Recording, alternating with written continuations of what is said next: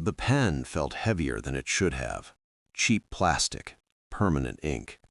Her friends ringed the table, wine glasses sweating, eyes bright with expectation. She slid the paper toward me. "Sign or it's over." Her smile didn't reach her eyes. It never had. I signed. The scratch of my name sounded too loud. Final. She smirked, leaned back.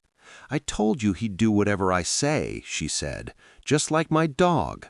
Laughter. Sharp. Careless. I stared at the signature drying, at my own hand. Something inside me went still. I looked up, met her eyes. Calm, almost bored. "Can you check clause 4.9? I asked.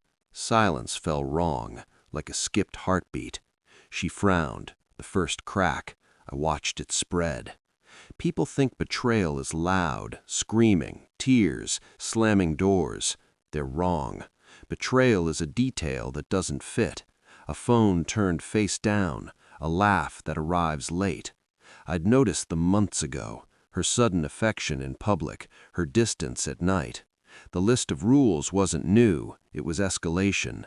No questioning her whereabouts, no access to joint accounts, mandatory location sharing, control dressed as commitment. And the prenup revision, her idea, urgent, non-negotiable. I told myself it was stress, her job, her friends. Love makes excuses before it makes plans. But humiliation has a smell, metallic, clean. When she called me a dog, something snapped into focus. I remembered the late nights, the girls' trips, the unfamiliar cologne on her coat. I didn't confront her, I didn't plead. I listened, and I planned. Because when someone tries to collar you, you check the leash for weaknesses. I moved quietly, smiling, agreeable. At night I memorized her breathing, the way she rolled away after checking her phone. I pulled phone records, not messages, patterns. One number repeated, always after midnight. I hired a forensic accountant, not for her, for us. Money tells the truth, people don't. Hotel charges, same city, same weekends she said she was finding herself. I read the prenup again, slowly. Clause 4.9 sat there, untouched, a relic from years ago.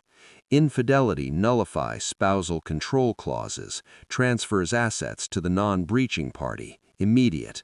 I remembered suggesting it once, half joking. She'd laughed, let it stand. Arrogance leaves doors unlocked.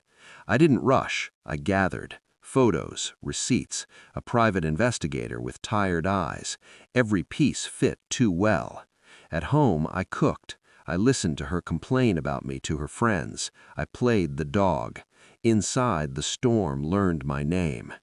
The report arrived on a Tuesday, plain envelope, no return address. I read it once, then again. There was no shock, only confirmation. I waited 3 days. At dinner, she scrolled her phone, didn't look up. I slid the report across the table, didn't say a word. She skimmed, paused. Her face drained slowly, as if color required permission. "This is—" She stopped. I watched her hands shake, just a little. "How long?" she whispered. I took a sip of water, cold, clean. "Clause 4.9, I said, nothing else. She cried, quiet at first, then ugly. I felt nothing. Composure is a weapon when used correctly. Her friends were still there when I asked again. Clause 4.9. She flipped pages, panic now, real. The room leaned in. Infidelity, asset transfer, immediate enforcement. Her laughter from earlier echoed back, distorted. I stood. "I signed because I wanted you comfortable," I said, my voice steady. I stayed silent because I wanted proof. She reached for me. I stepped away. The investigator entered. Briefcase, nod. No shouting, no threats, just paperwork. Her friends avoided her eyes. The smirk was gone. Control is fragile when exposed to light.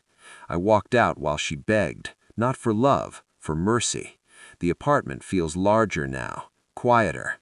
I packed only what was mine, which turned out to be almost everything. I don't hate her. Hate requires attachment. What I feel is clarity, sharp, unforgiving. I think about the moment she called me a dog, how certain she was. Predators forget that dogs bite when the chain breaks. I didn't win, I exited, and that's better. The door closed behind me, and for the first time in years, I didn't look back.